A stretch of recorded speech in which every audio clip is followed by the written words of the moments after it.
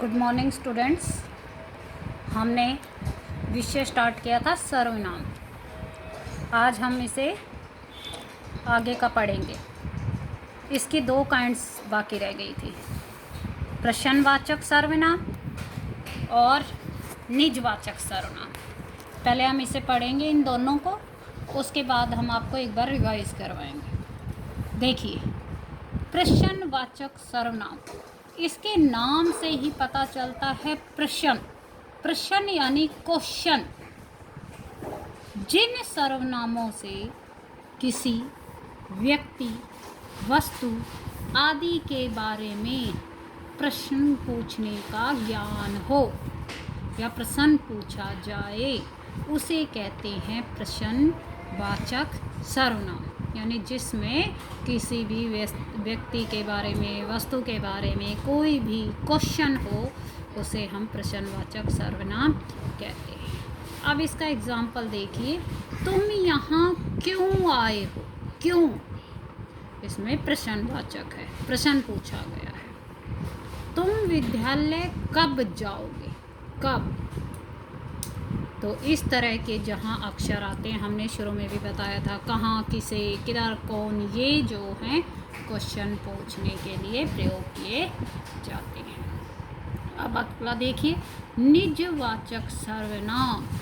निज का नाम होता है अपना, यानी पर्सनल, यानी वक्ता या लेखक स्वयं अपने लिए जिन सर्वनाम शब्दों का प्रयोग करते हैं, उन्हें हम निजवाचक सर्वनाम कहते हैं।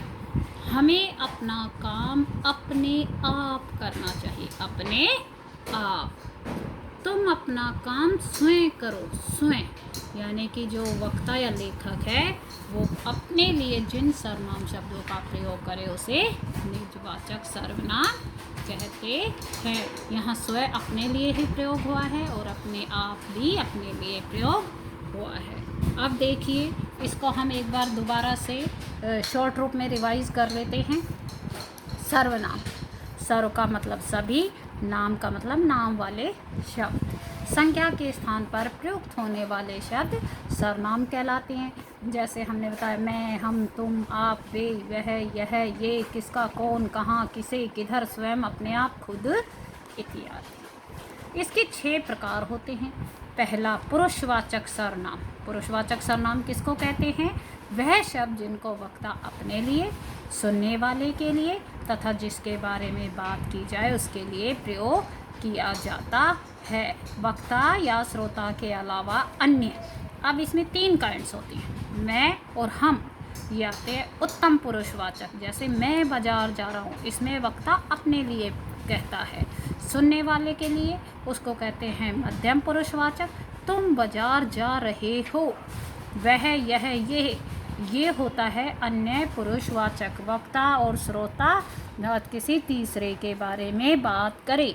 जैसे राम ने श्याम से कहा, मोहन कल आएगा। ये हो गया पुरुषवाचक सर्वनाम। दूसरा है निश्चयवाचक सर्वनाम। नाम से ही पता चल रहा है, निश्चय यानी फिक्स।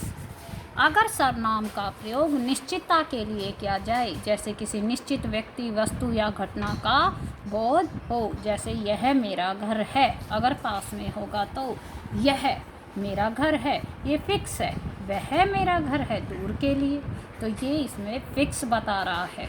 तीसरा है अनिश्चयवाचक। अगर सर्वनाम शब्द का प्रयोग अनिश्चितता अर्थात निश्चित वस्तु या व्यक्ति का बोध ना हो, जैसे नदी में कोई तैर रहा, हमें पता नहीं है कौन तैर रहा है, कोई आ गया है, हमें जानकारी नहीं है कि कौन आया है। संबंधवाचक सर्वनाम। संबंधवाचक सर्वनाम क्या होते हैं? जिस सर्वनाम से 2 वस्तुओं या व्यक्तियों का पारस्परिक यानी आपस में संबंध प्रकट होता है, या जो प्रधान वाक्य से आश्रित वाक्य का संबंध जोड़ता है, यानी फर्स्ट वाक्य को अपने ऊपर डिपेंड वाक्य से जोड़ता है।